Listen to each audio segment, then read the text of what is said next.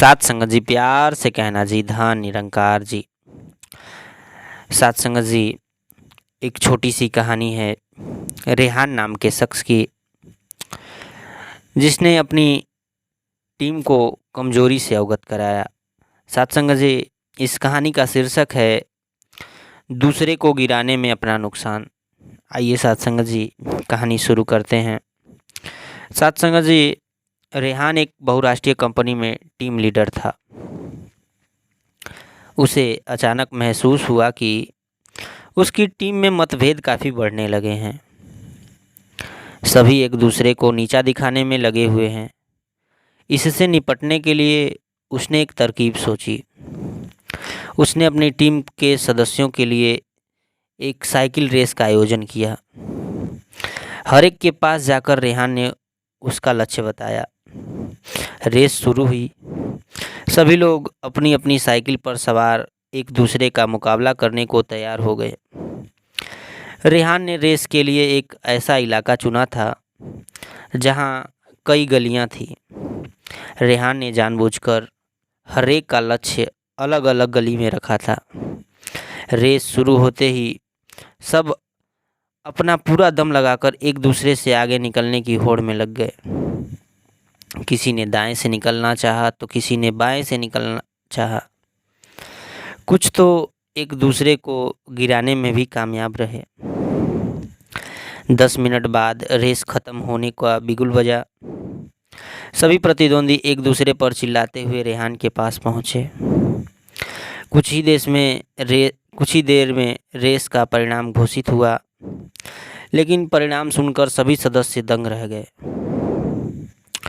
परिणाम के अनुसार सभी सदस्यों को रेस से डिस्क्वालीफाई कर दिया गया। एक सदस्य जो बीमारी के कारण साइकिल चला ही नहीं पाया, वह रेस का विजेता बना, क्योंकि एक वही था जो डिस्क्वालीफाई होने से बच गया। किसी को कुछ समझ नहीं आ रहा था, उल्टे सबका गुस्सा बढ़ता जा रहा था। तब रेहान बोला, मैंने यह रेस जानबूझकर रखी थी और मुझे इसका परिणाम पहले से पता था। असल में किसी ने अपने लक्ष्य की तरफ कभी ध्यान ही नहीं दिया।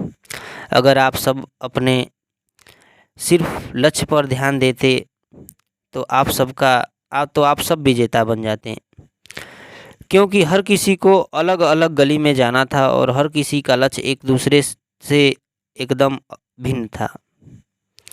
आसपास में कोई मुकाबला था ही नहीं, लेकिन आप लोग आपसी प्रतिस्पर्धा के कारण सिर्फ एक दूसरे को नीचा दिखाने में लगे रहे, जबकि अपने अपने लक्ष्य को तो ठीक से समझा ही नहीं।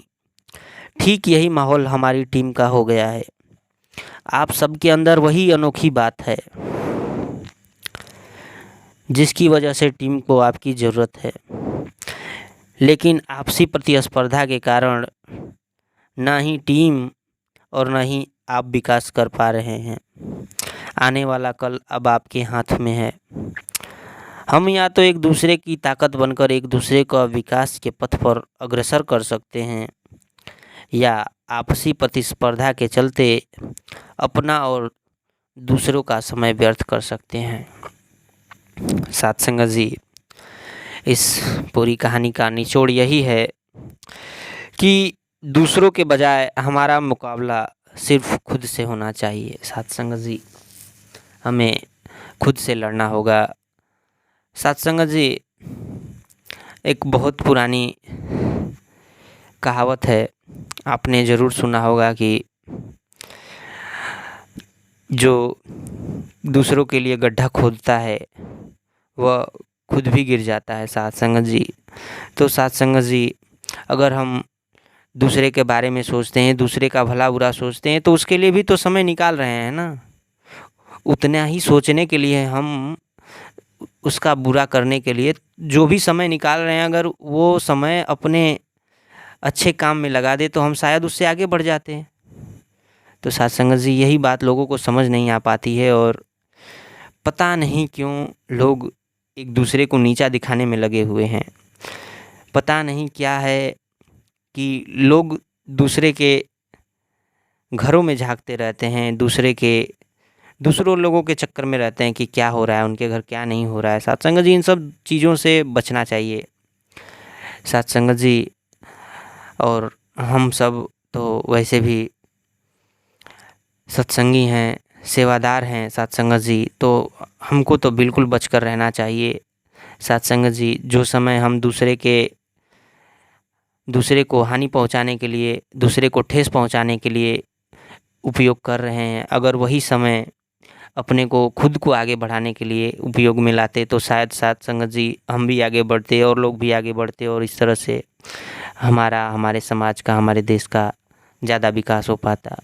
साथ संगत जी, प्यार से कहना जी, धन निरंकार जी।